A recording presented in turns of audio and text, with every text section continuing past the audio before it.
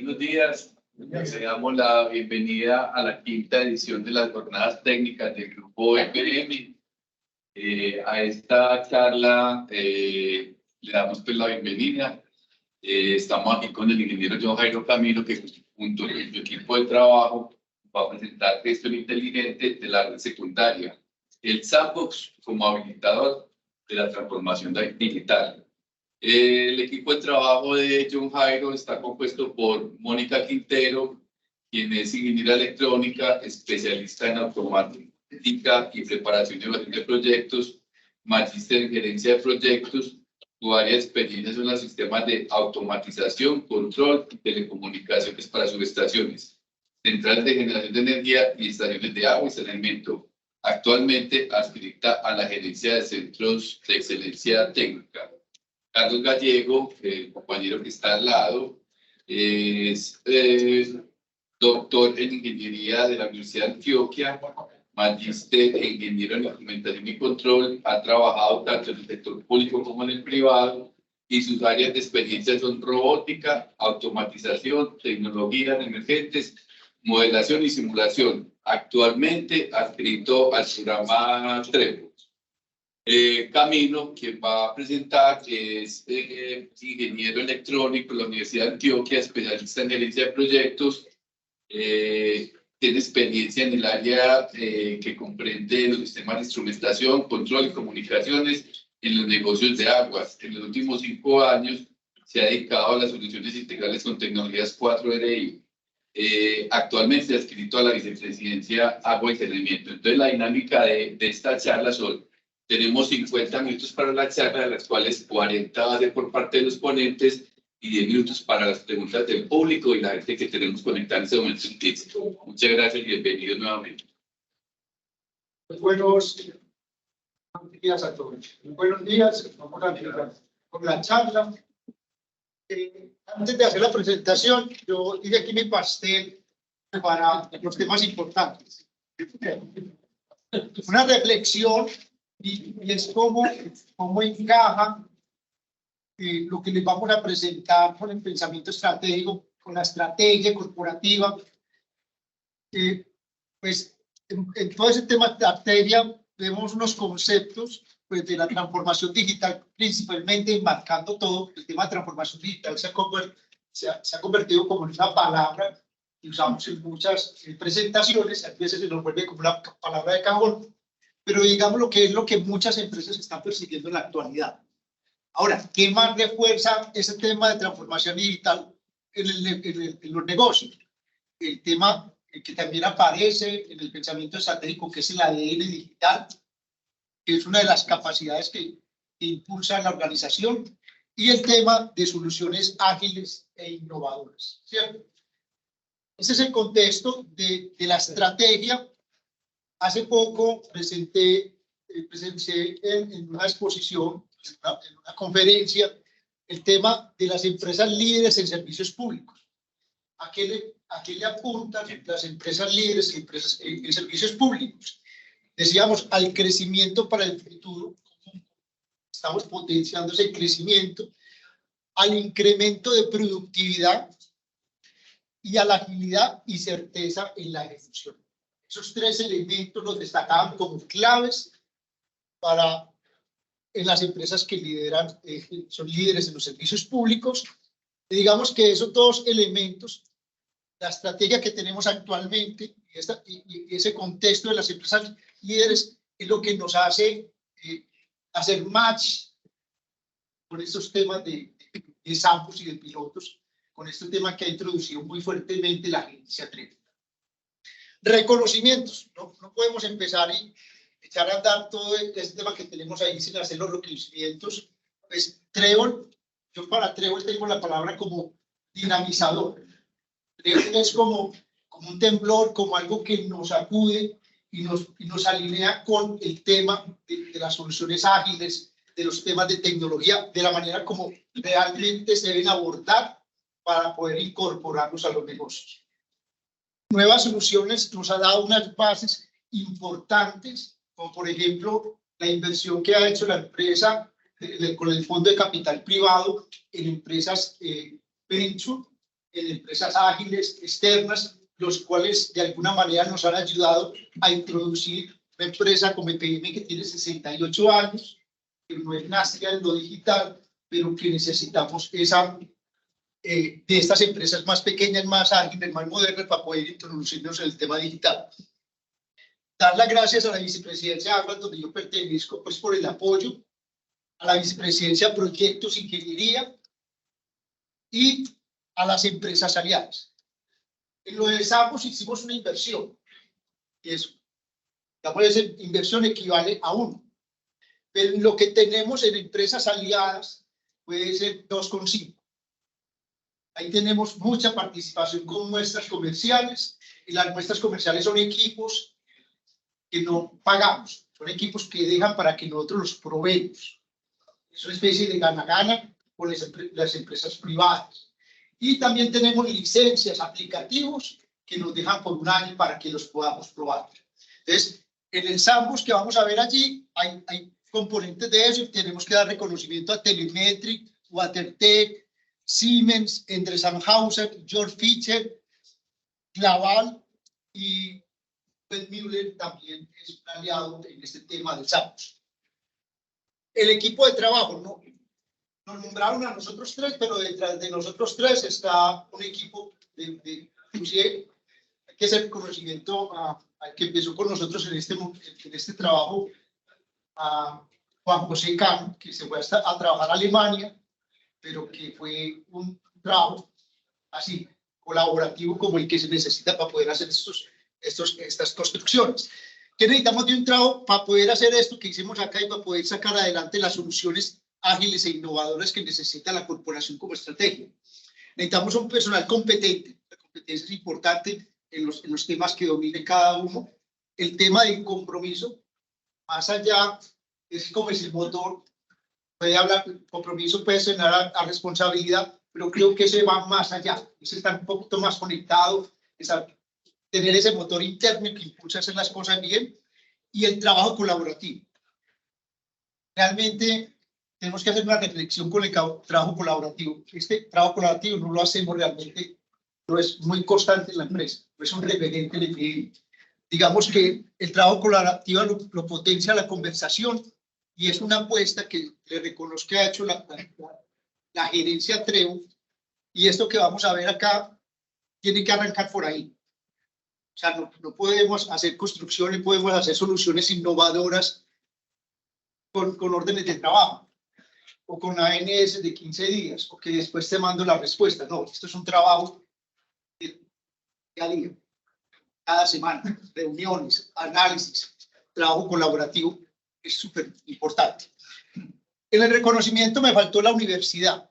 O sea, queremos vincular a los Sambos la universidad. Por ahí está el profesor Alcides Montoya de la Universidad Nacional, nos dictó un curso sobre AWS, sobre toda esa inteligencia que se puede dar a las soluciones ágiles desde la nube, desde los servicios de Amazon. Entonces ya hablamos de analítica, de inteligencia artificial. Entonces, estos ambos, sumados con la universidad, es un tema realmente explosivo. Ahora sí, vámonos para acá.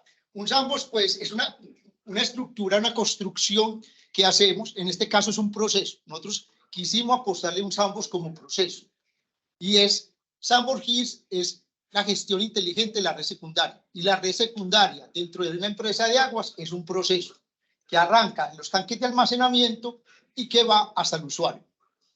¿Qué podemos hacer en un Sambos? A escala, podemos hacer pruebas, simulaciones, integraciones.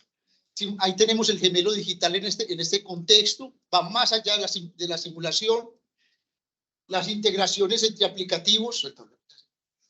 Gracias. Las integraciones entre aplicativos, cómo integramos el SCADA con el GES, cómo lo vamos a integrar con la red de Netillion. Todo eso son aplicaciones que ya se hacen a nivel de datos y que van a potenciar mucho más el Sambos, entre otros aspectos. Por favor.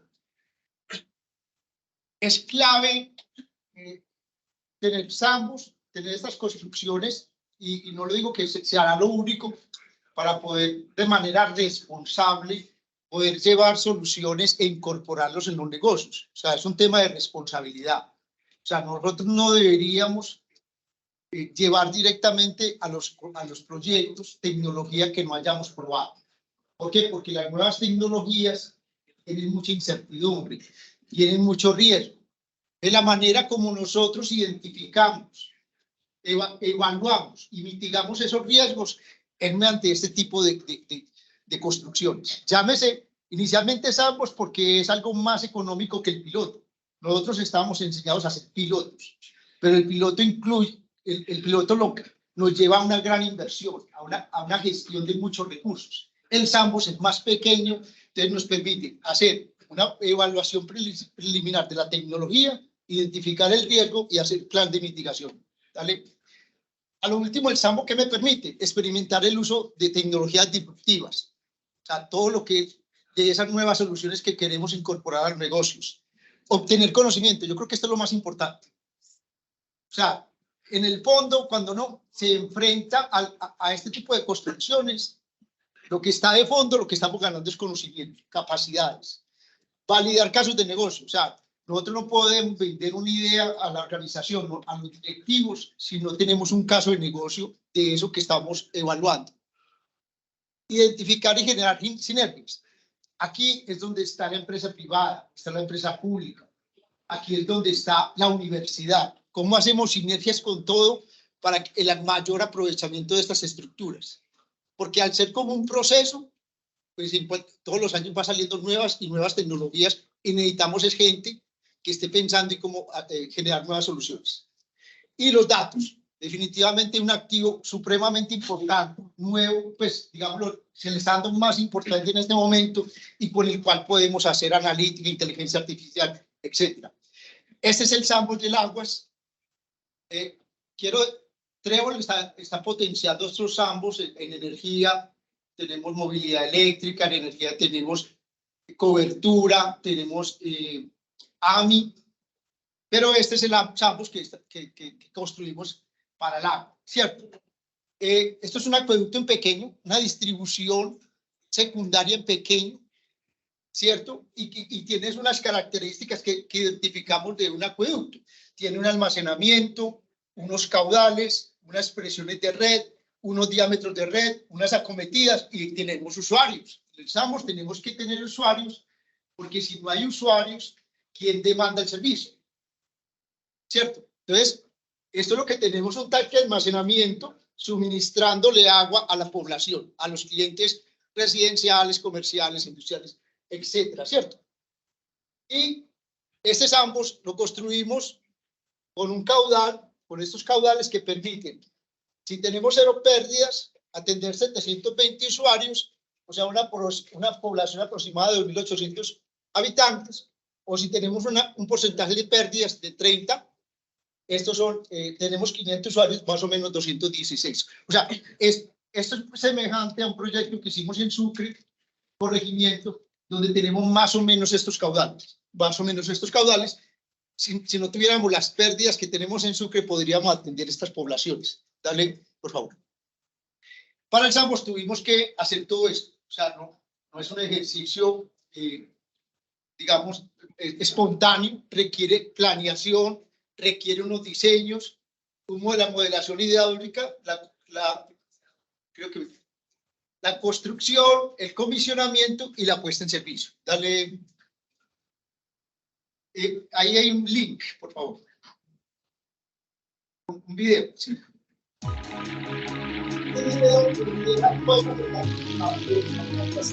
Esta aplicación es toda la aplicación.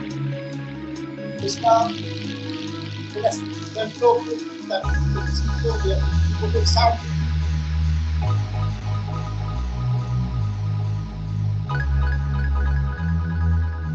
O sea, el tanque de recirculación, todo el modelado en 3D, todo el modelaje del SAMBOS en 3D, el tema de las especificaciones, de los cálculos hidráulicos, de la modelación hidráulica.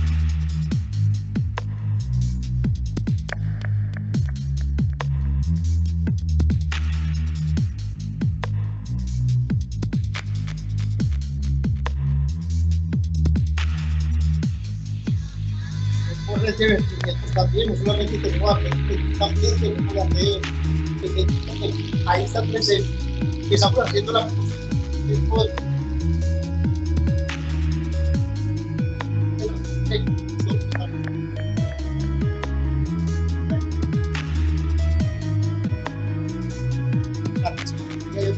redes, las bombas, de norte.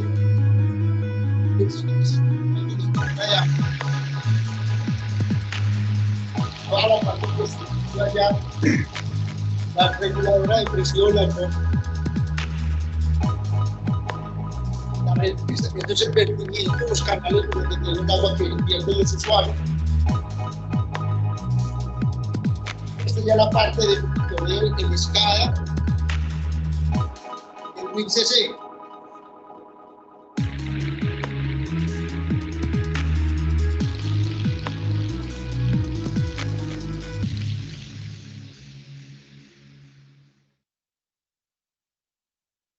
Gracias, Juan.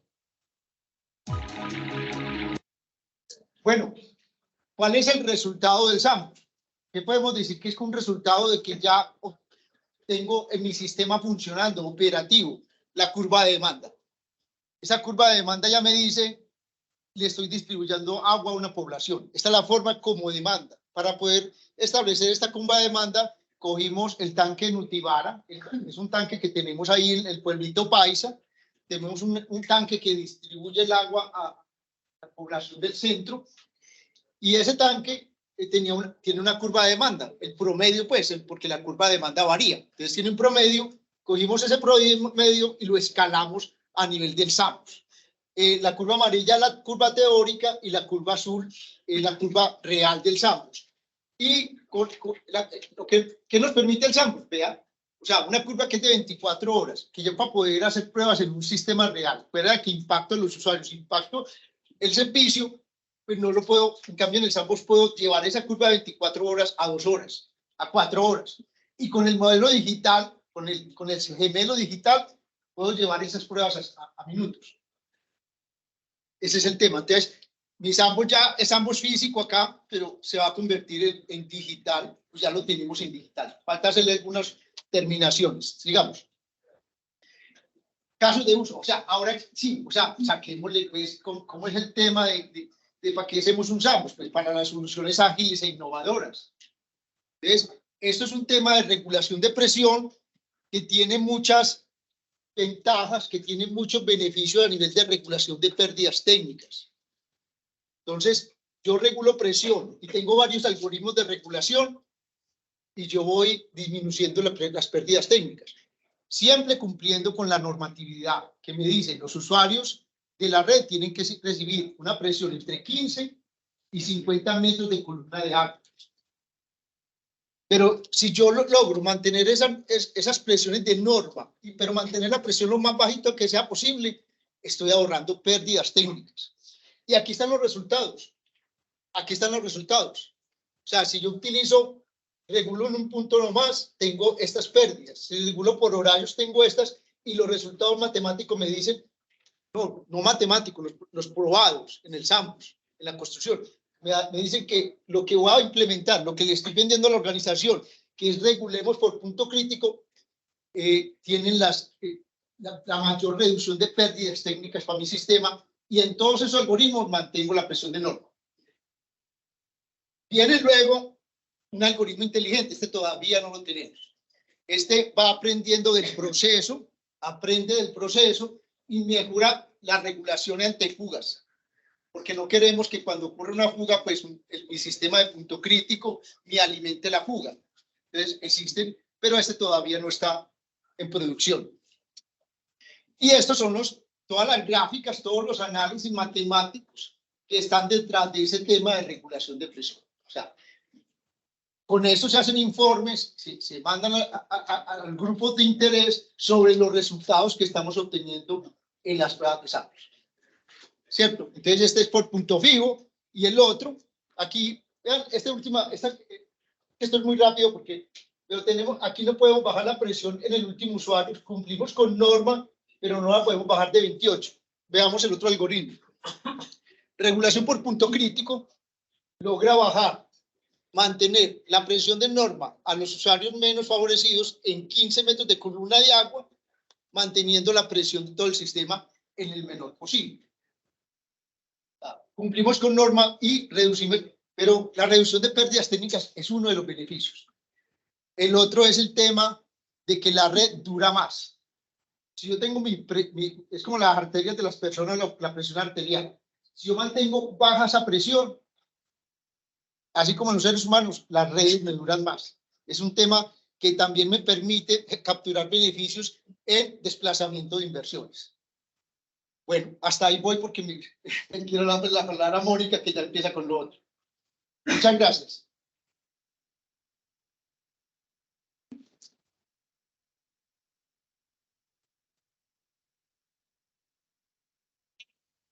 Este caso de uso que estamos probando en el Sambos es la infraestructura de medición avanzada, lo que conocemos como AMI. ¿Qué es AMI? Es usar una tecnología que ya se venía implementando, que son los medidores equipados con módulos que permiten hacer lectura remota y que se conectan a un sistema que conocemos como el sistema de infraestructura AMI, que en realidad es una unión de equipos. Esos equipos están formados por hardware y software, y lo que hacen es habilitar un sistema de comunicación que es bidireccional. Entonces pasamos de una MR, que era una comunicación unidireccional, a permitir una comunicación bidireccional que se comunica con un software que permite recopilar esos datos, hacer monitoreo y gestionar los datos que se obtienen de los clientes.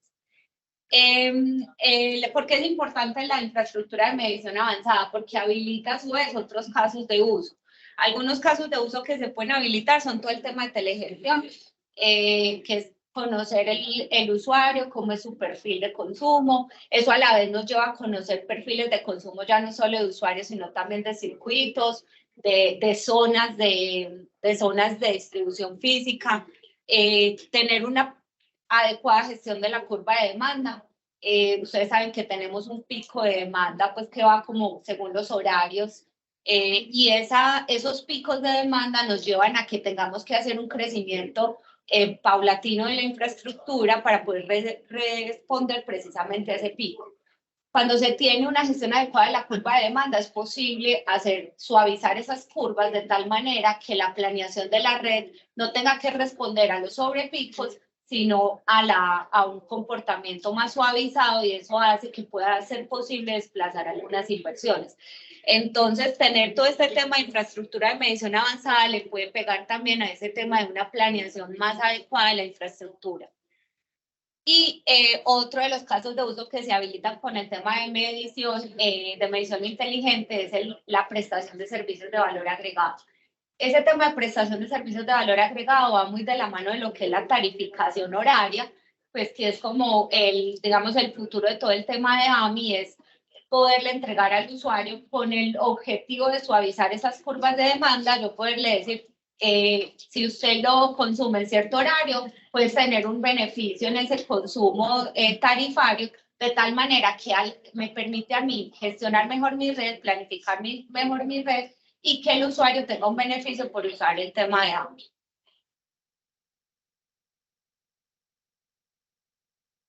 Bueno, ¿qué buscamos explotar como beneficios en el tema del Sambos? En primer lugar, tener una cercanía con los clientes. Ya John Jairo les contó, tenemos 16 usuarios simulados en el Sambos. Lo que nosotros buscamos es, por medio del AMI, verificar que es posible esta cercanía con los clientes, que yo puedo obtener esos datos en tiempo, son datos más precisos, porque no obedecen a una lectura manual, sino a una lectura automática, y que los puedo tener en tiempo real. Tener esos datos en tiempo real me beneficia a mí como prestador del servicio, pero también al cliente, porque el cliente puede tener una gestión más eficiente de su red. Es decir, si yo le comparto esa información, él puede saber cómo es su consumo, de pronto está haciendo un uso inadecuado del tema del consumo de agua, y que puede responder de una mejor manera a pues, la capacidad que tiene de pago el usuario. Al tener toda esa información del cliente, pues puedo garantizar mejor el perfil de consumo del cliente, lo que decíamos ahora, conocer cómo es su perfil, a qué horarios corresponden, esas curvas de demanda, cómo se están comportando y que en realidad eso se traduzca en lo que hablamos ahorita de suavizar esos picos y tener una mejor planeación.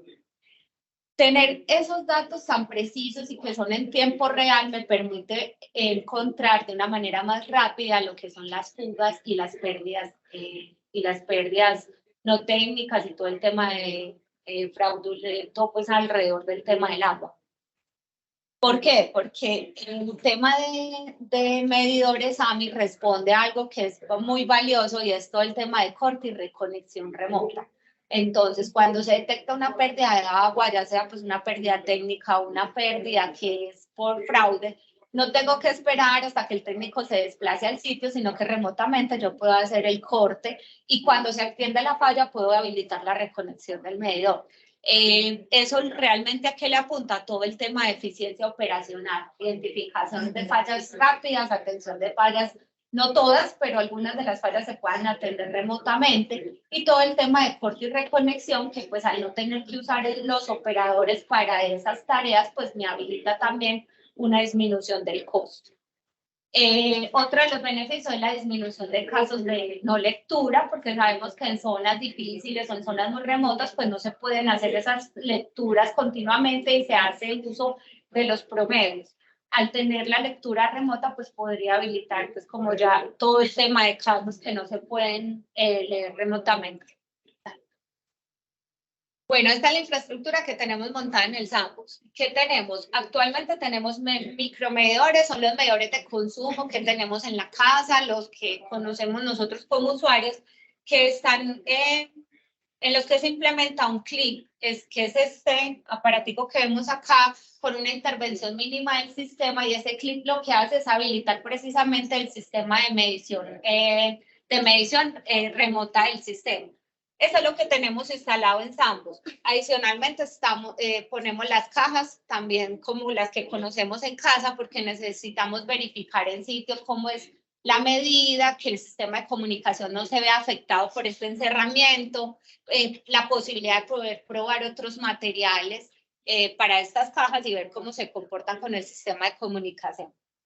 También a nivel de macromedidores, tenemos macromedidores AMI, estos son macromedidores ultrasónicos que nos permiten pues ya como habilitar todo el tema de balances y medición de grandes circuitos. En la infraestructura AMI, estos micro y macromedidores inteligentes deben ser concentrados en un sistema que se llama, conocemos como un colector. Y ese colector a su vez le manda la información al GES, que es el sistema de cabecera que se encarga de recopilar los datos, procesarlos y permitir sistemas de visualización. Vale. Este es un ejemplo de ya un sistema que está pues en servicio, como les decía ahora John Jairo, está implementado en Sucre y estas imágenes están tomadas del GES. Entonces podemos tener información de ubicación, perfiles diarios de consumo, perfiles mensuales. Esta gráfica que se ve por aquí, por ejemplo, es un perfil de un usuario, hacer análisis de tendencias y de consumos de ciertas zonas también se pueden hacer en el GES. Este ejemplo es un ejemplo de perfil de consumo. La curva verde, por ejemplo, lo que nos permite ver es el consumo de 24 horas después de tener habilitado un medidor para un usuario. Y la curva azul nos hace una representación de un día específico en el que quiero conocer cuál es el consumo de un usuario. Bueno, el siguiente caso de uso es el tema del gemelo digital. ¿Qué es un gemelo digital? Es una representación virtual de un sistema que toma datos en tiempo real del propio sistema, los analiza y lo que hace es, por medio de un sistema de analítica avanzada, facilitar pronósticos y toma de decisiones. El gemelo digital se basa en 3 componentes principales. El primero es la plataforma de datos.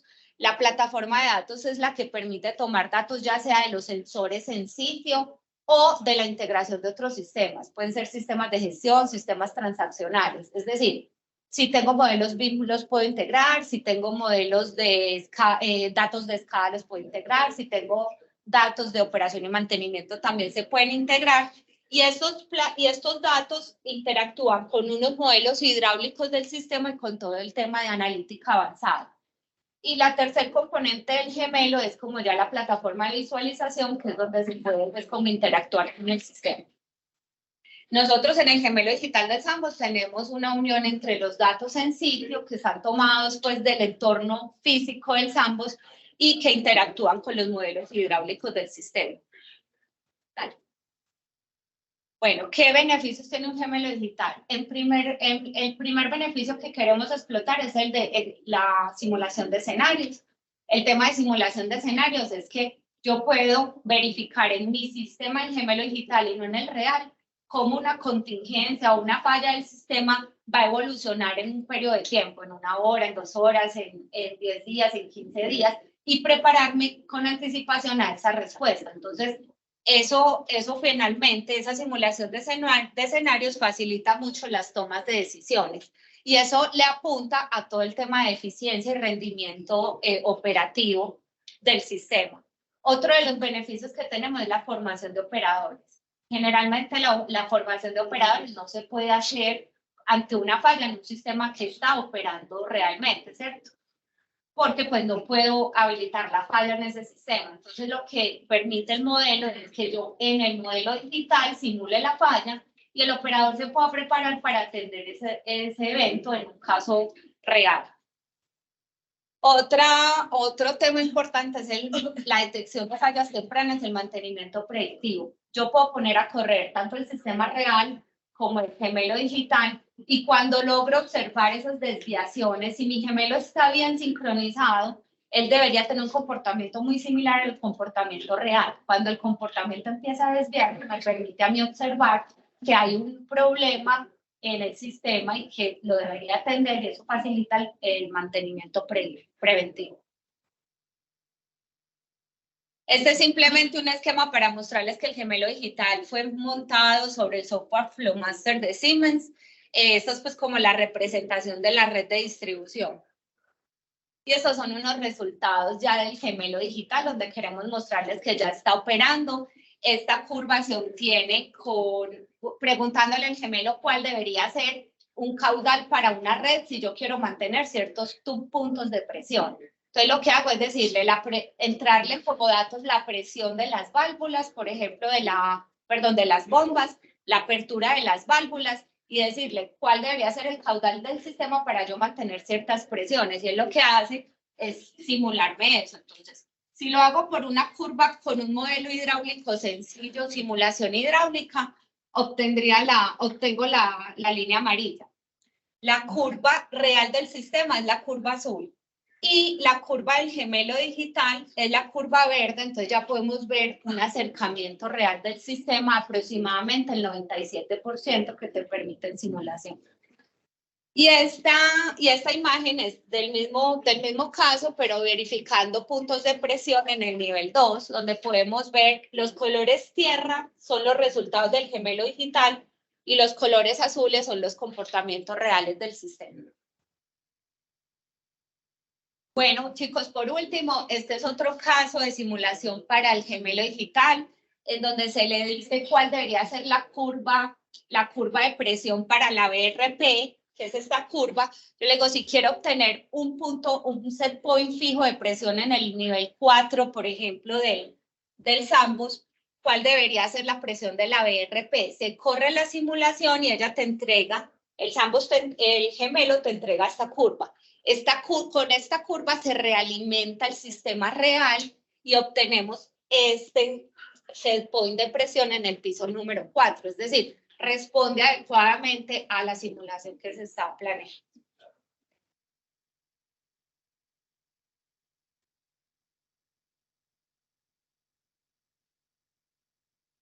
Buenos días. Pues ya hicimos digamos que una pasada por la configuración, cómo inició ese pasado, el presente que se tiene y los resultados que hemos obtenido. Ahora vamos a irnos un poquito al aire futuro. de que se nos viene con los casos de uso futuro cercano, porque ya los tenemos mapeados. Vamos a probar diferentes técnicas de control no convencional. En la revisión de la literatura, que quiero abrir un paréntesis, se ha evidenciado en los últimos 9 años, que sobre todo en el área de ingeniería, que se viene aumentando la producción científica alrededor del tema de reducción de pérdidas por agua no contabilizada en el mundo. Eso nos demuestra que es un problema vigente y pertinente, pero no se ha encontrado una solución estandarizada. Lo que nos está mostrando es que estas soluciones se deben de llevar a la particularidad, sea por región, sea por cultura y por muchas otras cosas. Dentro de esas investigaciones que hemos analizado, se ha aplicado control difuso. Básicamente hoy, lo que he aprendido en esta época, en este tiempo que yo trabajando con agua, es que las decisiones dependen del experto, de la persona que va en campo y hace los ajustes que necesitan para cumplir esas demandas. Entonces, nos vamos a unos métodos no paramétricos que han encontrado información con control difuso, redes neuronales y temas de analítica. Para poder llegar a esto, bueno, digamos que vamos a tomar como referencia el modelo para toma de decisiones de IBM. IBM lo que nos dice es que nosotros podemos tomar decisiones en cualquier nivel, sea a nivel exploratorio, sea a nivel de predicción o a nivel prescriptivo. La diferencia entre un nivel y el otro es la cantidad de datos, de información que se tenga. Entonces, el Sandbox nos va a permitir en un futuro cercano tener una gran cantidad de datos para poder empezar a ensayar con esta estrategia de control. Por favor. Beneficios que tenemos con control no convencional. Se tiene en cuenta la incertidumbre y la ambigüedad de los sistemas. Podemos establecer relaciones no lineales entre las variables y aprender de los patrones a partir de los datos y la información. Adaptación a las particularidades de los sistemas, lo mencionaba ahorita, esto se va a ajustar a la particularidad del sistema, y disponibilidad para mejorar las transiciones entre modos continuos y modos discretos. Eso nos da el control convencional. Siguiente. Que me están presionando ya con el... Generación en sitio. Estamos pensando en un tema de economía circular y aprovechamiento de los recursos. Entonces, vamos a hacer pruebas para generación en el mismo sistema para autoconsumo, para un posible piloto y despliegue, para, digamos, dar la alimentación necesaria por los actuadores y los demás sistemas presentes en las ERPs. Gestión de activos. Esto pues nos va a permitir a nosotros, de alguna forma, evitar el acceso a personas no autorizadas, tener un control, digámoslo, eficiente de los sistemas, y pues en el mundo que estamos viviendo con los temas de ciberseguridad, pues para nosotros es muy importante poder hacer esta gestión de activos y hacer un monitoreo de aliviadores en redes y alcantarillado. Eso nos va a permitir, o son de los casos de uso que tenemos muy mapeados para probar. No me presiones con el tiempo. Siguientes. No, ahí quedó uno. Gracias. Entonces, optimización de recursos, estamos hablando también de generación en sitio, gestión de activos y cierre por grandes fugas. Como beneficio, nos puede aportar reducción de pérdidas técnicas, evitar indemnizaciones por daños en red y costos de reparación. ¿Qué otros casos tenemos ya mapeados para hacer en el Sandbox? Utilizar tecnologías diagnósticas para tener arquitectura de alta disponibilidad. Beneficio nos va a permitir redundancia, balance de cargas, clusterización, respaldo y almacenamiento, que hoy no lo tenemos en el sistema, monitoreo de alertas y recuperación automática en caso de falla de los sistemas. Ya la tenemos montada y está probando, los resultados están basados en esta válvula, pero se nos viene un trabajo chévere con esta válvula tipo pistón. Esto no, ¿por qué queremos probar con esto? Es una válvula de Richard. Esta válvula nos permite, digamos, son más compactas, el costo tiene un costo inferior, la respuesta del actuador ha sido buena, sin tener un mayor despliegue para ella. Ese actuador pues, nos ha dado un buen rendimiento, reducción en tiempos de mantenimiento, mayor rango de operación y reducción en el costo energético por los mismos actuadores. Medición de flujo de canales. como beneficios, apoyo a la medición de vertimientos según la CRA 800, verificación de medidores de flujo por canales y pruebas de otras tecnologías, canaletas y vertederos. Modelo de datos, ciberseguridad, gestión integral de pérdidas, buses de campo, calidad de agua, gestión de instrumentos críticos y normalizar las condiciones de la BDP. Son de los casos que se nos vienen, que tenemos ya mapeados para trabajar.